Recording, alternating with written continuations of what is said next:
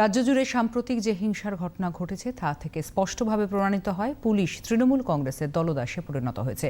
পুলিশের এই ভূমিকা তীব্র নিন্দা করলেন কেন্দ্রীয় প্রতিমন্ত্রী ডক্টর সুকান্ত মজুমদার। পুলিশ প্রশাসনের রোল বা ভূমিকা অত্যন্ত নক্কারজনক এবং এই পুলিশ তৃণমূল কংগ্রেসের দলদাসের মতো কাজ করছে। বিশেষ করে এই ব্যারাকপুর অঞ্চলে ওখানকার এসপি থেকে শুরু করে পুলিশ অফিসার যারা আছেন উচ্চতলা, তারা মমতা বন্দ্যোপাধ্যায়ের অঙ্গুলি হেলন ছাড়া, অভিষেক বন্দ্যোপাধ্যায়ের অঙ্গুলি হেলন ছাড়া চলে না।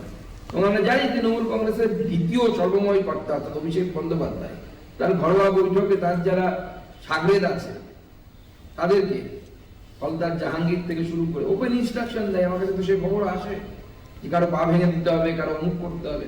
যে রাজনৈতিক দলের সেকেন্ড ইন কমান্ড এই ধরনের কথাবার্তা বলে, সেই দল হিংসা করবে না তো কি করবে? হিংসা ছাড়া এদের অস্তিত্ব নেই।